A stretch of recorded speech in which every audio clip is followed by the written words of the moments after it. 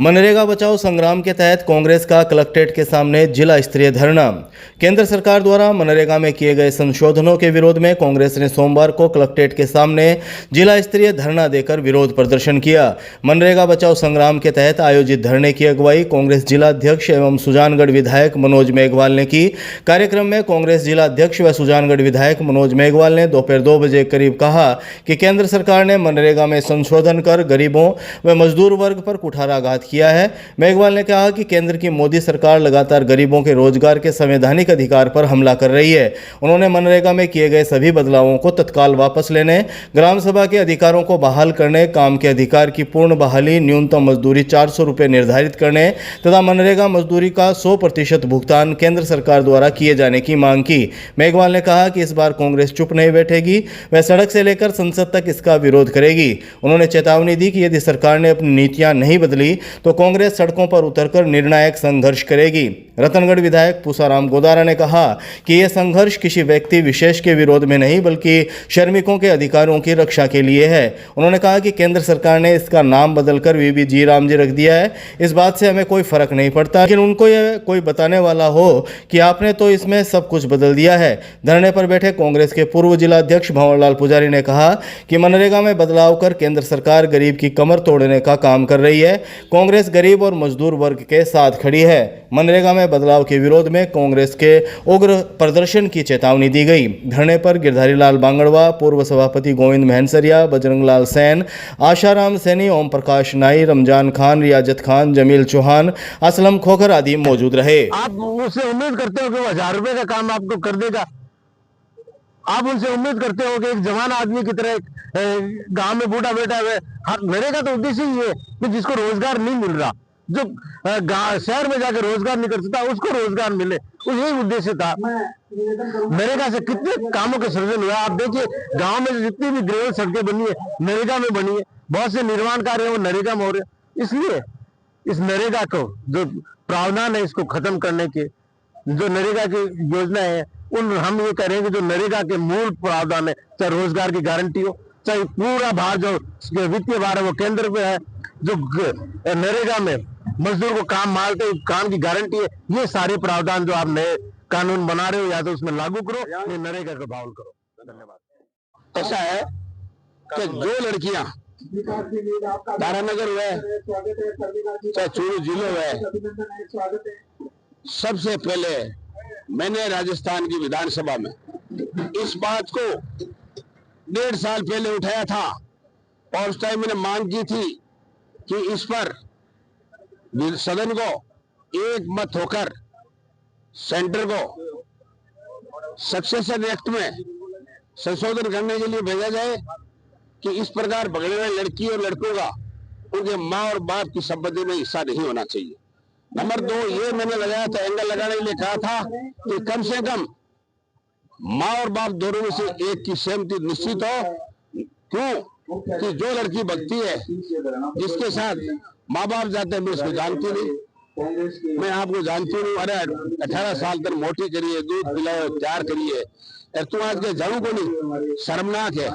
को भी समाज में मरण हुआ है और मैं तो नहीं, इसके बाद शादी हो गई, ऐसे भावुकताम हो जाती है बकर के, और फिर वहां भूख आती है तब आकर के और माँ बाप की संपत्ति में हिस्सा मांगने के तैयार हो जाती है और समाज टूटने की स्थिति में आ जाता है। दूसरी इसमें एक और दी है उन्होंने, लिविंग रिलेशन, दो ठीक है, माँ भाजे बीजे घर जो मुंड खड़े दिखा रहे, खड़े दिखा बताओ क्यों बोला जा, क्यों छोड़ यार, खड़े दिखा बेचारा मुंड हुआ कभी लोग बढ़ गई। इसलिए मैं मांग करूं तो लिविंग रिलेशन पर कानून बनाया जाए कि उसको अवैध घोषित किया जाए, लिविंग रिलेशन को, और उस पहला संतान को अधिकार नहीं होना चाहिए। अधिकार अगर संतान को देते हो तो उसके जिस आदमी के साथ रह रहे हैं उसके ऊपर वजन डालो। उसकी जिम्मेदारी होनी चाहिए, माँ बाप, उसके माँ बाप की और उसके पुश्तैनी लैंड में उनका हिस्सा भी होना चाहिए। ऐसी स्थिति में इनका सक्सेशन एक्ट में संशोधन या कोई न कोई इसमें एंगल लगाया जाए, क्योंकि संविधान में ये अधिकार है, कोई व्यक्ति स्वतंत्र है, 18 साल की उम्र में सब कुछ कर सकता है। तो मेरा निवेदन है कि समाज को बचाने के लिए इसमें एंगल लगा दिया जाए। धन्यवाद। जय हिंद, जय Bharat. Jaipur road ROB, elevated road व पूनिया कॉलोनी आरयूबी की समस्या पर विधायक ने दिया जवाब, कहा जल्द निकलेगा समाधान। चूरू विधायक हरलाल साहड़ ने सोमवार को सर्किट हाउस परिसर में पत्रकारों से बातचीत करते हुए जयपुर रोड एलिवेटेड रोड को लेकर महत्वपूर्ण जानकारी दी। दोपहर 3 बजे मिली जानकारी के मुताबिक उन्होंने बताया कि मुख्यमंत्री भजनलाल शर्मा द्वारा जयपुर रोड एलिवेटेड रोड की घोषणा की जा चुकी है और इस बजट में इसकी घोषणा होना भी तय है, लेकिन फिलहाल इसमें तकनीकी अड़चनें सामने आ रही है। साहड़ ने बताया कि जयपुर रोड स्थित रेलवे ओवरब्रिज को लेकर दिल्ली से आई एक टीम ने उसे नष्ट करने की अनुमति नहीं दी है। इसी कारण एलिवेटेड रोड के निर्माण में परेशानी आ रही है। जैसे ही ये दिक्कत दूर होगी, शहर को एलिवेटेड रोड की सौगात मिल सकेगी। विधायक साहड़ ने चूरू शहर के पूनिया कॉलोनी रेलवे फाटक के पास निर्माणाधीन अंडरब्रिज को लेकर भी स्थिति स्पष्ट की है। उन्होंने कहा कि ओम कॉलोनी और शिव कॉलोनी के निवासियों में इस बात को लेकर रोष है कि अंडरब्रिज से उन्हें कनेक्टिविटी नहीं दी गई है। इस विषय में बीकानेर डीआरएम से बातचीत की गई थी। उन्होंने जानकारी दी कि घंटाघर की ओर निकलने वाले अंडरब्रिज के लिए 5 करोड़ रुपए का बजट स्वीकृत हो चुका है। साहड़ ने बताया कि रेलवे से आवश्यक ब्लॉक की अनुमति मिलते ही इस अंडरब्रिज का कार्य शुरू कर दिया जाएगा। साथ ही उन्होंने आश्वासन दिया कि पूनिया कॉलोनी फाटक के पास निर्माणाधीन अंडरब्रिज से भी बेहतर कनेक्टिविटी सुनिश्चित करने के लिए लगातार प्रयास किए जा रहे हैं, ताकि स्थानीय लोगों को किसी प्रकार की असुविधा ना हो। देखिए, जयपुर रोड का एलिवेटेड की घोषणा बजट में मिलने वाली है, मगर इसमें एक दिक्कत आ रही है। मैं मुख्यमंत्री जी मिला था, एक केंद्रीय टोली आई थी, उसने इससे ओवरब्रिज को नष्ट करने के लिए अनुमति नहीं दी, इसलिए दिक्कतें आ रही हैं। अगर ये दिक्कत दूर हुई तो बिल्कुल एलिवेटेड रोड मिलेगा। एक हमारे ओम कॉलोनी में एक पुल बन रहा है जो रेलवे द्वारा बनाया जा रहा है, जो राज्य सरकार द्वारा, वो तो इधर बनेगा। उसमें दोनों तरफ जगह नहीं रखी, एक तरफ से आवागमन का रास्ता रखा है, इसलिए कुछ कॉलोनी वासियों की रोष है। उसको मैं बीकानेर के डीआरएम से बात की थी, मगर मैं दूसरा ओवरब्रिज 5 करोड़ का मेरे बजट में आया हुआ है, ब्लॉक बन चुके हैं। रेलवे जब रेल रोकने का आदेश देगी तब घंटाघर से सीधा दूसरा निकलने वाला है, इसलिए कोई ज़्यादा दिक्कत नहीं है। फिर भी उसको भी दोनों तरफ करने की कोशिश करेंगे कि डीआरएम से बिजली रेलवे में कोई दिक्कत नहीं है। राजस्थान किसान सेवा आयोग अध्यक्ष सीआर चौधरी ने सर्किट हाउस में केंद्रीय बजट के संबंध में की प्रेस वार्ता। विधायक हरलाल सारण व जिला कलेक्टर अभिषेक सुराणा रहे मौजूद। राजस्थान किसान सेवा आयोग के अध्यक्ष सीआर चौधरी सोमवार को चूरू दौरे पर रहे। इस दौरान उन्होंने सर्किट हाउस में केंद्रीय बजट 2026-27 के संबंध में आयोजित प्रेस वार्ता को संबोधित किया। प्रेस वार्ता में चूरू विधायक हरलाल सारण व जिला कलेक्टर अभिषेक सुराणा मौजूद रहे। चौधरी ने दोपहर 1 बजे करीब कहा कि प्रधानमंत्री नरेंद्र मोदी के नेतृत्व में देश अमृतकाल में निरंतर प्रगति की ओर अग्रसर है।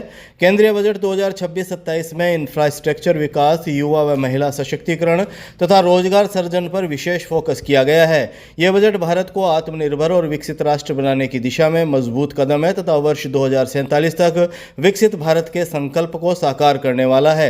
इसमें किसानों, युवाओं और महिलाओं के सशक्तिकरण के साथ विनिर्माण इकाइयों, सूक्ष्म व लघु उद्योगों को प्रोत्साहन देकर स्थायी रोजगार के अवसर सर्जित करने का प्रयास किया गया है। चौधरी ने बताया कि बजट में एमएसएमई सेक्टर को मजबूती मिलेगी और रोजगार क्षेत्र का विस्तार होगा। विधायक हरलाल सारण ने बजट को जन कल्याणकारी बताते हुए कहा कि इससे रोजगार संभावनाएं बढ़ेगी और मध्यम वर्ग व किसानों को लाभ मिलेगा। जिला कलेक्टर अभिषेक सुराणा ने जिले में चल रहे विकास कार्यों और सरकार की योजनाओं की क्रियान्विति की जानकारी दी। इस अवसर पर भाजपा जिला अध्यक्ष बसंत शर्मा, भाजपा महामंत्री अभिषेक चौटिया सहित अन्य पदाधिकारी मौजूद रहे। बनाए जा रहे हैं, उसमें majority of the money came to the Rajasthan. तो राजस्थान ओवरऑल जो है बड़ा स्टेट है, इंफ्रास्ट्रक्चर में और इनमें फ़ायदा होगा। और कॉरिडोर जो इंडस्ट्रियल कॉरिडोर निकलता है तो वो तो सबसे ज़्यादा लंबाई ही राजस्थान के अंदर है। इसलिए राजस्थान को डायरेक्टली इनडायरेक्टली बहुत कुछ मिलने वाला। केंद्र का बजट ऐतिहासिक बजट है। गरीब, किसान, महिला, युवा सबको शानदार बजट दिया है। अभी आप पूछो, उससे पहले बता दो, विपक्ष का तो एक ही काम है, रोना रोना। विपक्ष के पास है कुछ नहीं, वो जब सरकार में थे तब क्या दिया था और अब आज क्या दे रहे हैं, उसका मूल्यांकन करना चाहिए पत्रकार बंधुओं। कभी 25,000 इंदिरा आवास का मिलता था, 1.5 लाख रुपए मिल रहे हैं प्रधानमंत्री आवास का।